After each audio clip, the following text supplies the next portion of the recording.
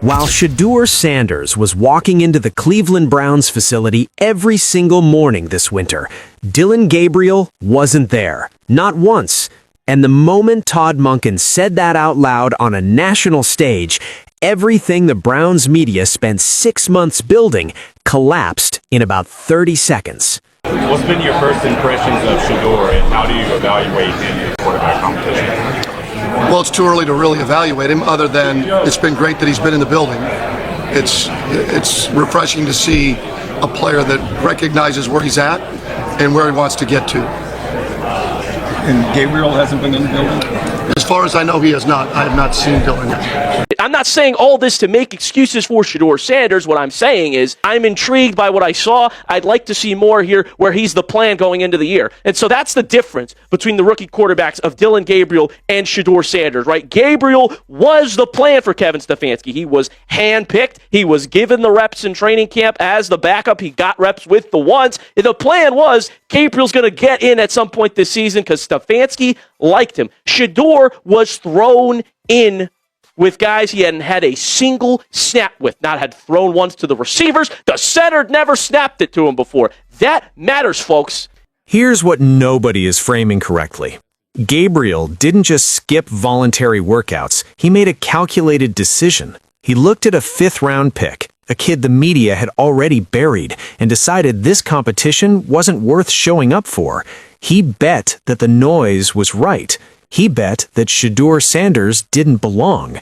He bet that he could coast into OTAs and reclaim the job that was handed to him. That bet just cost him everything. Because while Gabriel was absent, Shedeur was in Todd Monken's office so often that the head coach put his gift on the mantle, right between 2 Browns helmets, and left it there. The owner confirmed it. The coaching staff confirmed it. Multiple sources inside the building confirmed it. Shedeur Sanders was there every single day, doing the work that nobody on Browns media bothered to report. And now Monken is standing in front of the entire NFL, saying reps will not be divided evenly, and the deciding factor is what we've seen in the past and where the year ended last year.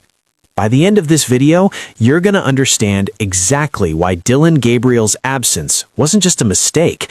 It was the moment he handed Shedeur Sanders the starting job and didn't even realize it.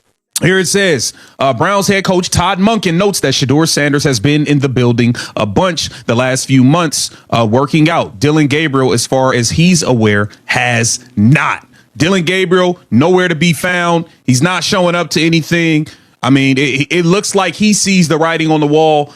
The stats lied, but the film told the truth. On paper, Dillon Gabriel looked fine, but watch the games. No deep shots, no pressure on defenses, no playmaking, just safe throws over and over. The offense didn't attack, it survived. And in the NFL, surviving gets you replaced, because while he was playing it safe, someone else was taking risks. 3 things happened this week that the national media completely underreported. First, Todd Monken walked into an NFL coaches meeting and confirmed on record that Shedeur Sanders has been inside the Browns facility consistently for months. Second, he confirmed Dillon Gabriel has not been there. And third, when asked directly how QB1 reps would be distributed, Monken gave an answer so loaded with implication that anyone paying attention understood exactly what it meant. This is coming directly from audio released from the coaches' meeting itself, and before you hear what he says, understand that Monken didn't have to say Gabriel's name. He could have praised Shedeur and moved on. He chose not to. Listen to exactly how he describes the one quarterback who has been in that building. That he has the gold porcelain horse's head Shedeur gave him displayed in his office between 2 Browns helmets because Sanders comes into his office a lot. He comes into his office a lot. Refreshing to see a player that recognizes where he's at and where he wants to get to. That is not generic coach speak. That is a head coach drawing a line between the player who gets it and the player who doesn't.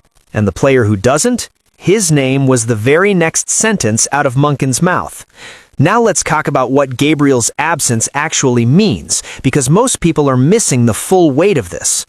When a new head coach takes over, the first thing every player on the roster does is get in the building. You show up, you introduce yourself, you make an impression, you show the new staff you belong here.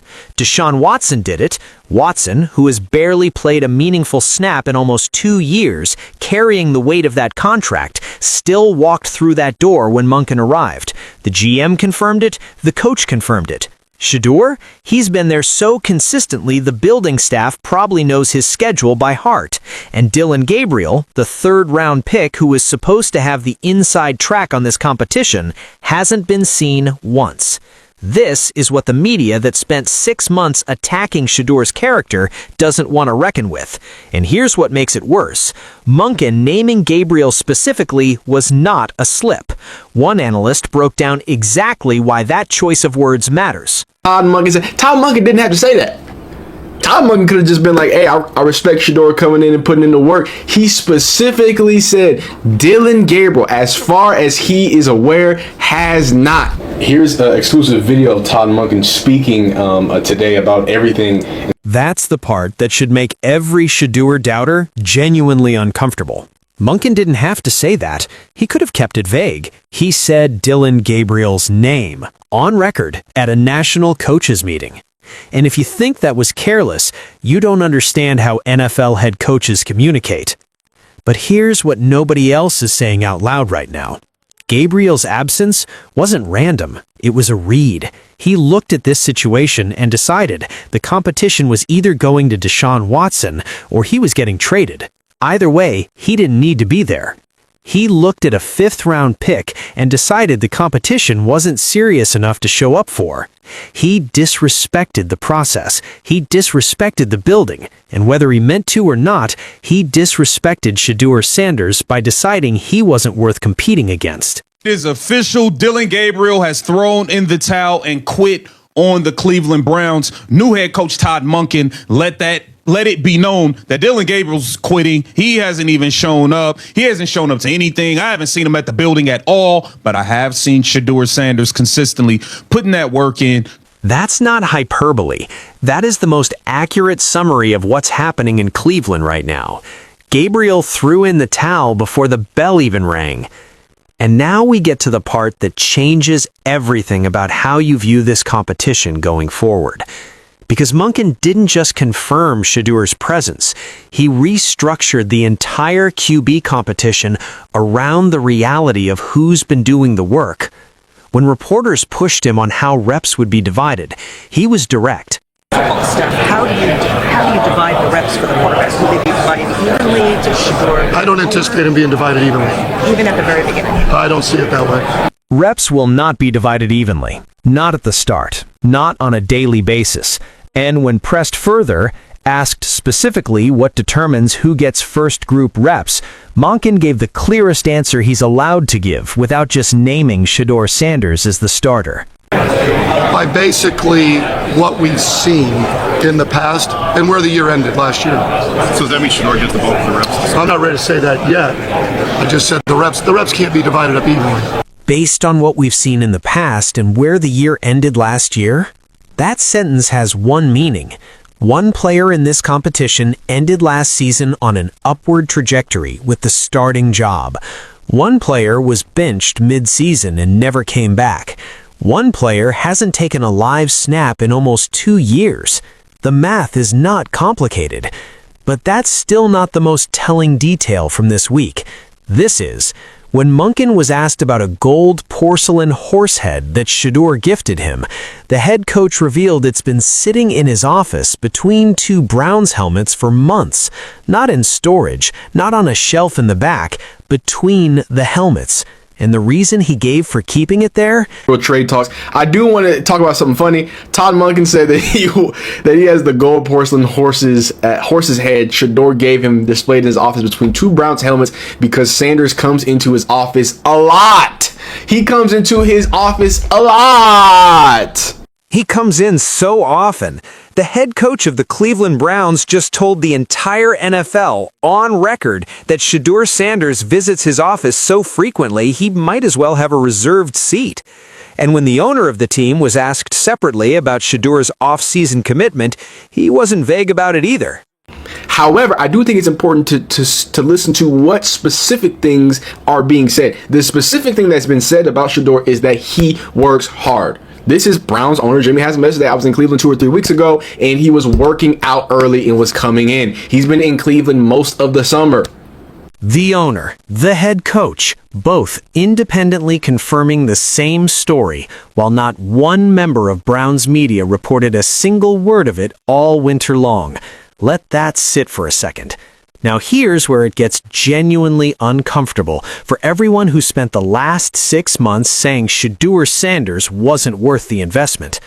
Browns media ran a coordinated narrative all offseason. Shedeur can't read defenses. He's arrogant. He's not a hard worker. Those were the stories getting pushed out of Cleveland, and not one reporter, not one, managed to find out that the kid was in the facility every single day. Not one of them reported that the head coach had his gift displayed on the mantle. The GM knew. The owner knew. The coach knew. None of it got reported. And simultaneously, Gabriel's complete absence from the building also not reported. Think about what that tells you about the information operation that was running against Shedeur Sanders this winter.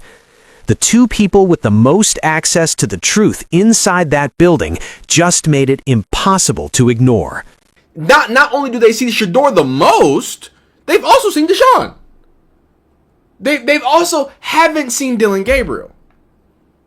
Nobody wanted to report on that. Both the GM and the head coach have seen Shedeur. Both have seen Deshaun Watson. Nobody, not once, has seen Dillon Gabriel. That didn't come from a podcast. That came directly from the coaching staff in a recorded session at the NFL coaches meeting. Going into OTAs, Shedeur Sanders walks in as the de facto QB1. Not because it's been announced, but because he already won the only competition that matters before a single snap is taken. The mental competition, the availability competition, the relationship competition. He won all three while his challenger was somewhere else, deciding whether this job was even worth fighting for. And that's not the underdog story anymore. That's the starting quarterback story. Everything that came out this week points to one reality. Shedeur Sanders didn't just outwork Dillon Gabriel, he outworked the narrative. He outworked the doubt. He walked into a building full of people who had already written him off and made himself impossible to ignore, one morning at a time. And while he was doing that, Gabriel made a bet. A bet that a fifth-rounder wasn't worth taking seriously. That bet is now public record, confirmed by his own head coach on a national stage. The real question isn't whether Shedeur wins this competition. At this point, that's settled. The question is what happens the moment he takes his first-team rep in OTAs, and the same media that buried him all winter has to put him on the front page. That story is the next video, and if you want to be ahead of it before it drops, it's right here. Drop a comment. Was Gabriel's absence a strategic mistake, or does he already know he's getting traded out of Cleveland?